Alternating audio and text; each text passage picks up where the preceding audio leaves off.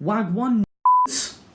Welcome to RonBA, the king of all YouTube channels, yeah? Because that's what RonBA is, the fucking dom of YouTube channels. And before we get into this video, I just wanted to talk about what I should be doing with this channel, because currently, well, I've only uploaded one video, I know, but as much as the feedback's been positive as it's for a first video, a lot of people are uncertain about maybe the future of this channel, because a lot of people are saying it's a bit boring and maybe, yeah, a bit more editing, just a bit more of a humour to it, I guess.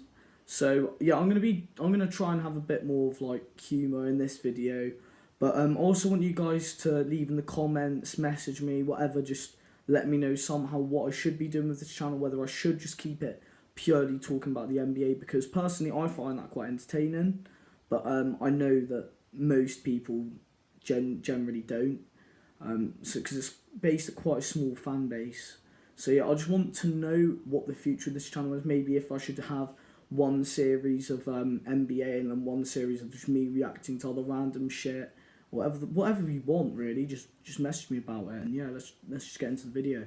So Hakeem Olajuwon was a 7-foot tall, £250 centre drafted with the first overall pick by Houston Rockets in the 1984 NBA draft. He was a 2-time NBA champion. He was a 2-time NBA Finals MVP. He was a 12-time All-Star and a 6-time member of the All-NBA First Team. Now clearly these are insane accomplishments. And even when he was drafted, he was expected to be the face of the NBA for the next 10 to 20 years. The amount of pressure which was on his back was immense. But this video, I'm talking about how he is one of the most overlooked NBA players in his career ever. He averaged 22 points, 11 rebounds, 2.5 assists on over 50% from the field in a 17-year career, also getting 2 Defensive Players of the Year, which shows he's also, and a 3-time block champion, which also shows that on the defensive side of the ball he was amazing.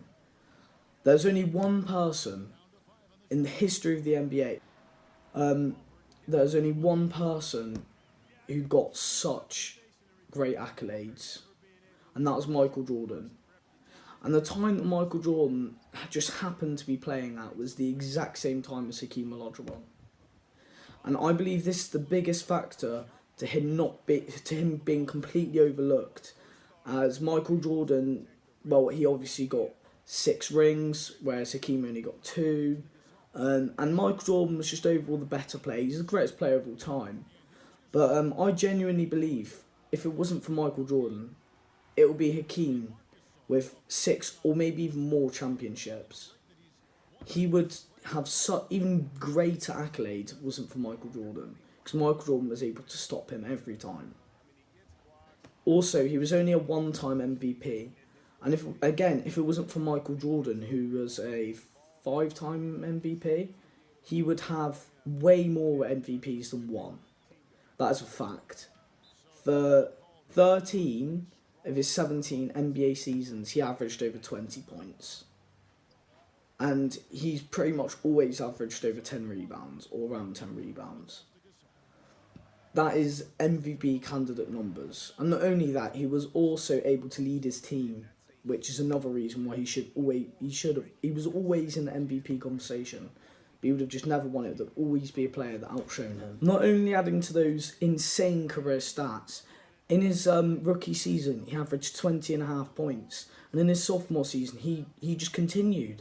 And he jumped up to 23.5 points, 11.5 rebounds, 3.5 blocks, 2 steals, leading his team out 4 out of the 5 major statistical categories, and led them to the NBA Finals. No player in NBA history, and I doubt another player will ever do it again, has led his team to that amount of success, except for Michael Jordan, who just turned out to be in the exact same draft class as him. That is why he is just generally overlooked, is because Michael Jordan was in the same draft class as him. If Michael Jordan was drafted in the 50s and I don't know, he was the best player then, Hakeem Olajuwon would be seen as the greatest player of all time. Also, to put into perspective how good he actually was, all time, he is 1st in career blocks and 8th in career steals. That just shows how immense how immense he was on the defensive end.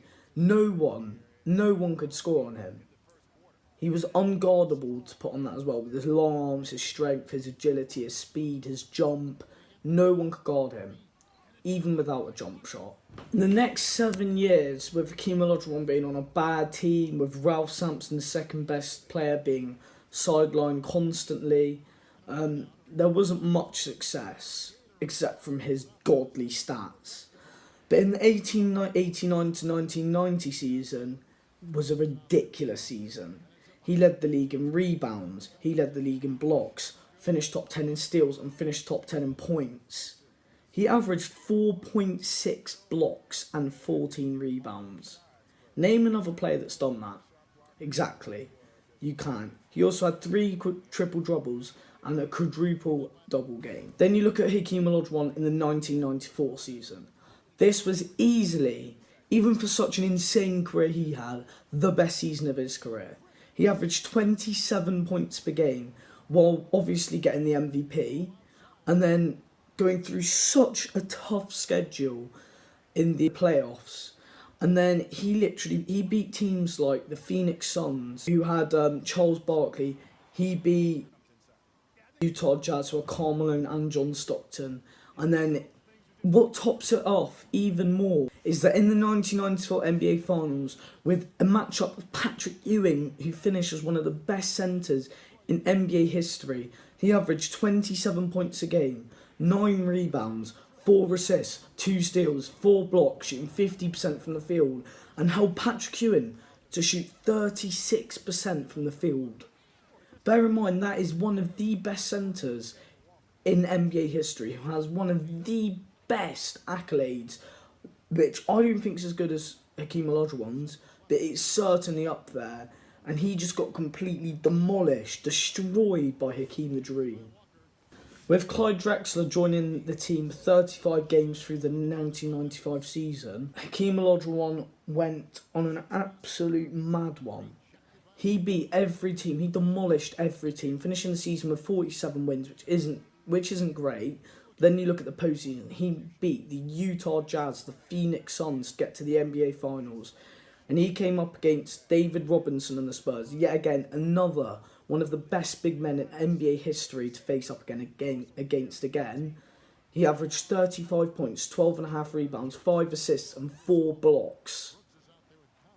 Just because he literally went on an absolute mad one, because he felt the MVP was stolen from him, as he averaged 24 points that season, and David Robinson ended up winning the MVP award. He literally went on an absolute mad one because he felt the MVP was stolen from him, as he averaged 24 points that season, and David Robinson... To end the video off, I just wanted to say thank you for watching the video. I appreciate the support. Please leave a like, subscribe, and also I'm thinking of making this a weekly series of overlooked players, overlooked seasons, just general overlooked things in the NBA.